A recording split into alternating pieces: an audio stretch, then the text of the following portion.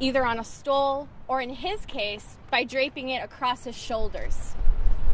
Last week, Ever reviewed the graduation policy he received, which we included in our press release. And you'll note that it doesn't prohibit wearing flags or references to race or ethnic origin. Other students may have received other instructions, but when he arrived to graduation ceremony, Ever was aware that his friends from the Dominican Republic and other countries who had chosen to decorate their motorboards or wear stoles with flags on them, and he believed he was allowed to wear a flag as well. He had it either tucked on the side of his pants or draped across his legs until it was time for him to stand up and walk to the podium, at which point he draped it across his shoulders. He wasn't trying to hide it. As he walked to the podium, he passed teachers who gave him a thumbs up, and even Dr. Aaron Woody gave him a fist pump and a pat on the back. It wasn't until he encountered Principal Penny Crooks that he had any sense that anyone in the stadium believed he was violating a rule. After his interaction with her, as seen in the video, he went back to where his friends were picking up their diplomas, and he was told that he had to call his parents. When they arrived, they met with the Principal Crooks in her office, and she declined to let him take his diploma, telling them that they should come back the next day, although it wasn't clear to them why. As they left her office, they were surprised to encounter 4 police officers and felt utterly humiliated as they were escorted by them outside the building. Today, they plan to visit Principal Crooks to ask for an explanation about how they were treated on Thursday, and Principal Crooks has let them know that they can pick up Ever's diploma. They also plan to ask her to meet with them to discuss the graduation dress code policy, which she referred to it in the meeting with her. What they're asking for is to work with her to come up with a new, more inclusive policy that is more encouraging for kids to be able to express their racial and ethnic identities. Ever's mom said to me yesterday, I just don't want any kids to feel like their flag is something to be ashamed of. They elevate our kids' achievements. They don't dishonor or distract anyone. I do not know Principal Crooks personally, but I do know a number of people who will attest for her years of working and advocating for students, including students of color. She was the principal at Ever's previous school as well. One example of the way that she has advocated for students is that thanks to her advocacy, graduation was able to be held in Spanish and English. Principal Crooks does not deserve to be harassed or threatened online, as none of the educators in this county or any other county deserve.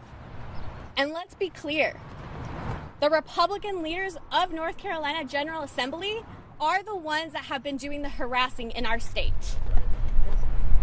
This incident echoes the recent passage of HB 324, which would severely restrict the ability of educators to teach about racial and ethnic identity.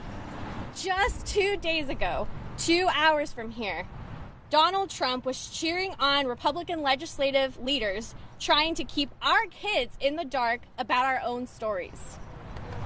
Our schools should encourage kids, especially kids who are Black, Indigenous, and people of color, to acknowledge their families and communities and connect with their roots.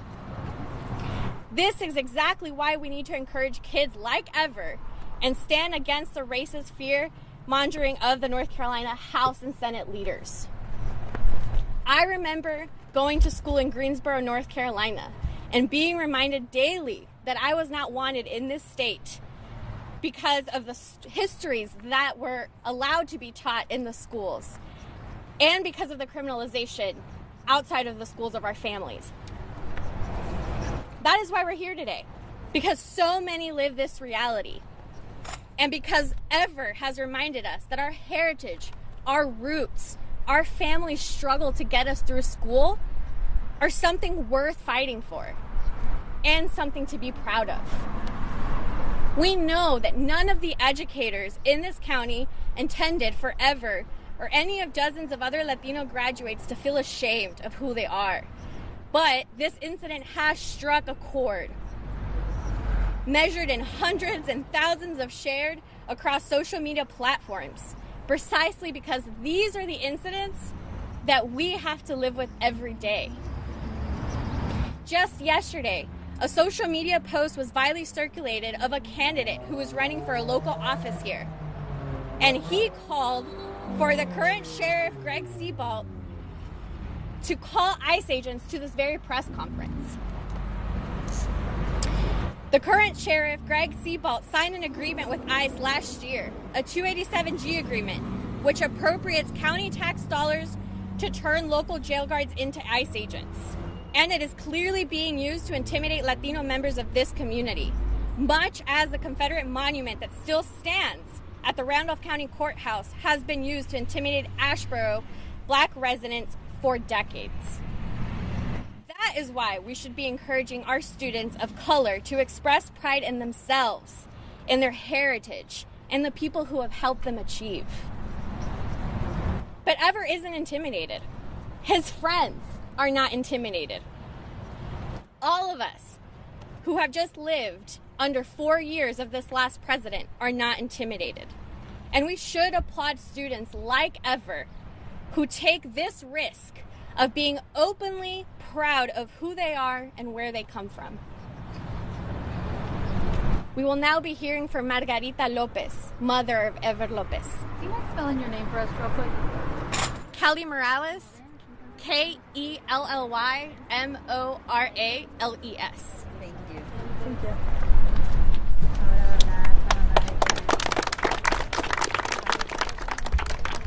Hola, buenos días. Mi Hello. nombre es Margarita López. Hello, good morning. My name is Margarita Lopez. Soy la madre de Ever I am Ever's mother, y él es mi esposo Rafael. Somos orgullosamente los padres de Ever. and this is my husband, Rafael, and we're proudly the parents of Ever.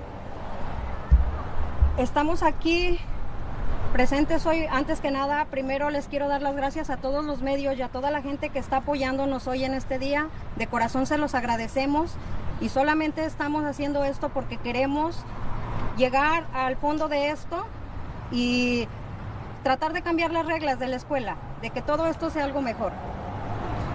First of all, thank you everyone for being here and for all the love and support that you have given us.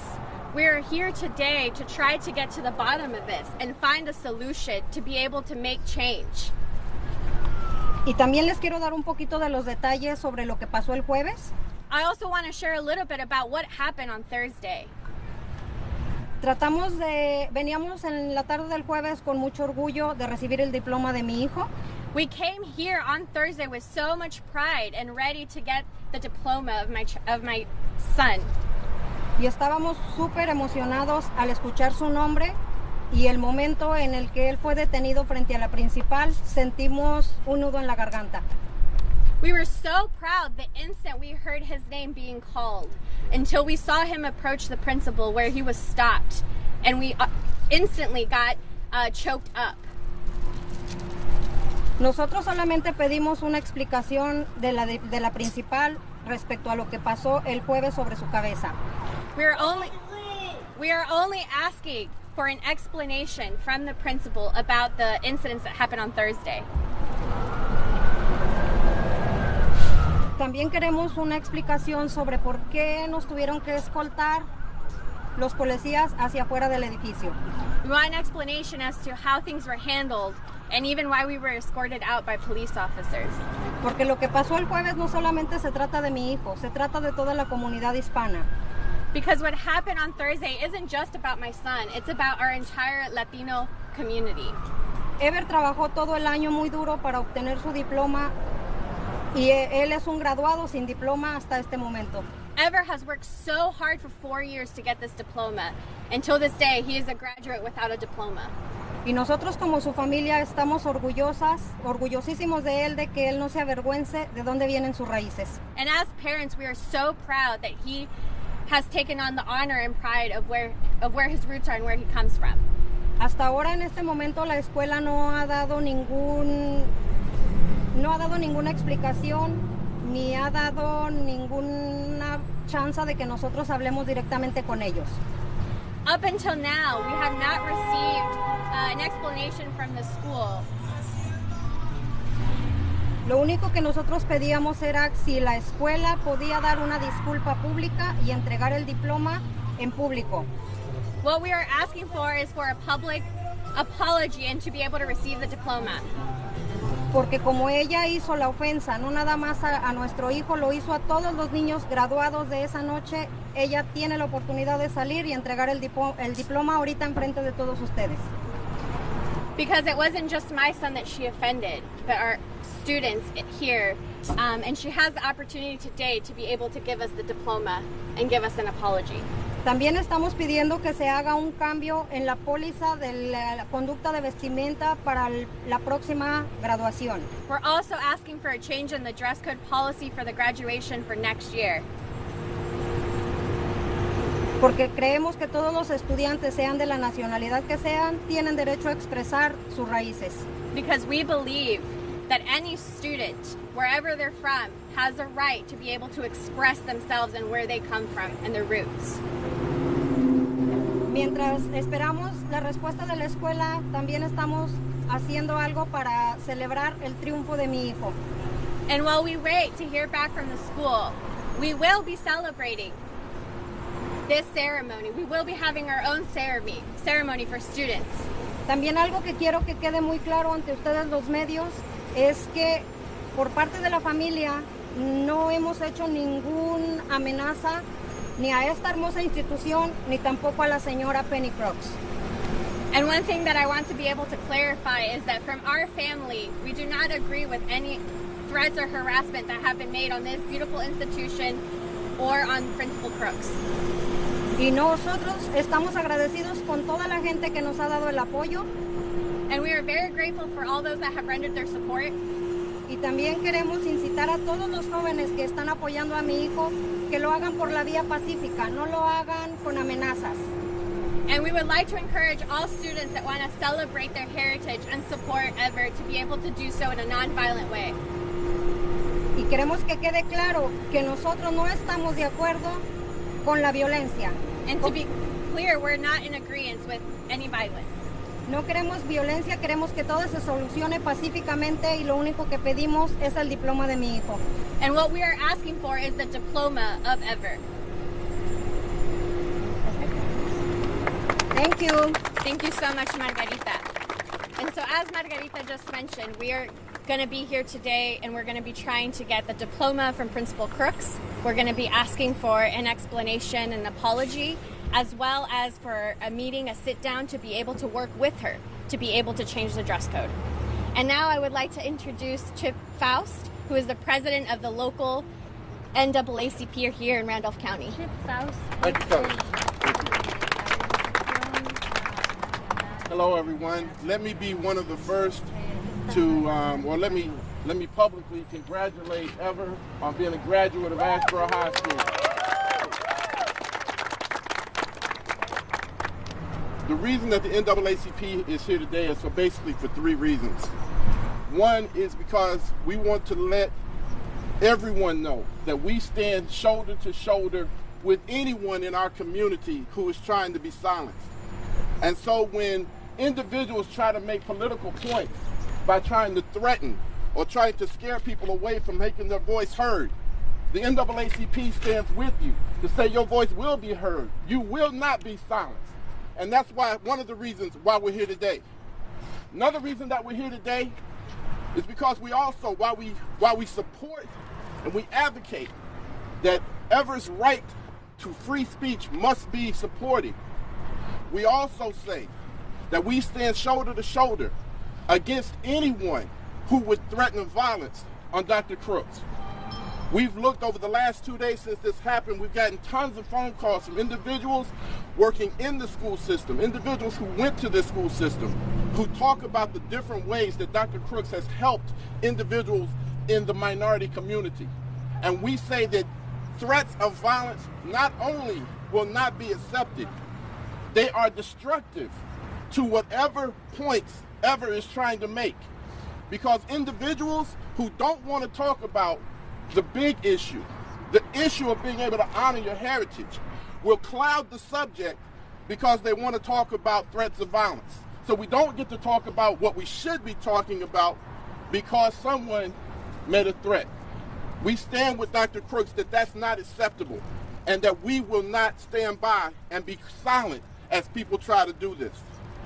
And the third thing I want to talk about is that I've had the opportunity to talk with individuals in the administration, individuals with Siembra, and I'm telling you, one of the good things is they don't seem like the sides are too far apart. I really believe that when they sit down and they talk, they're going to come to a very just and very equitable resolution very quickly, because so much of what both sides want is the same thing. But we have to understand the background behind this, the history behind what has created this turmoil. Many people saw what happened to Ever, and it struck a chord in them because it reminded them of bad situations they had as a minority at this school years ago. And so what I want to say to the administration is thank you for the work that you're doing, for the work that we've heard about over the last few days to try and build a more equitable and inclusive situation. Thank you for that. But let's not fool ourselves and think that the job is done. We have a lot of work left to do.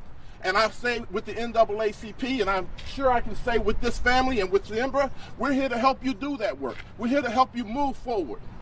Another thing that we have to look at when you look at the background of how this happened is you have to look at what the state of North Carolina is trying to do to minority votes, to the minority voices in this state. Right.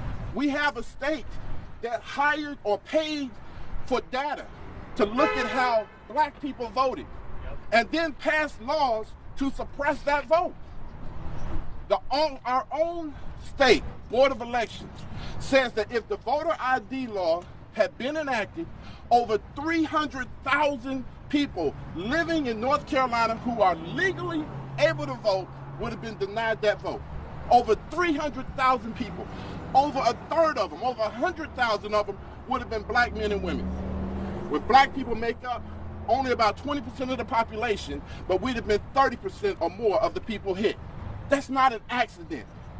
When you will accept as legal ID a hunting license, but you will not accept as legal ID a student ID from a historically black college and university, that's not an accident. That's what the background that created this situation, so that when people saw the video, they also saw that. When you, as a state, want to cut out Sunday voting because you know that black people make up 70% of the people who voted on Sundays with souls to the polls, it's not an accident that those things happened. And the reason that they happened is the reason why the community looked at this situation the way that they did. So I want to make sure that people understand that this didn't happen in a vacuum. This happened in a state that is systematically trying to take voting rights away from minorities. And we at the NAACP will not stand still, will not be quiet. We will work arm in arm with our friends in the Latinx community to make sure all voices are heard and all votes are counted. Thank you very much. Yes, sir.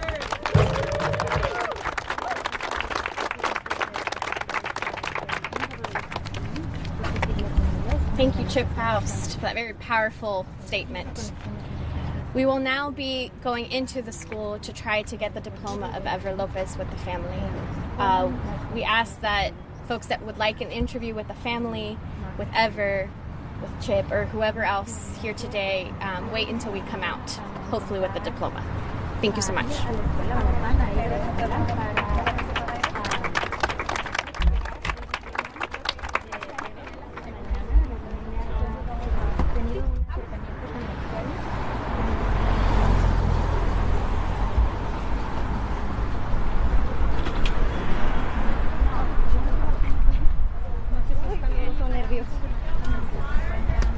That's good.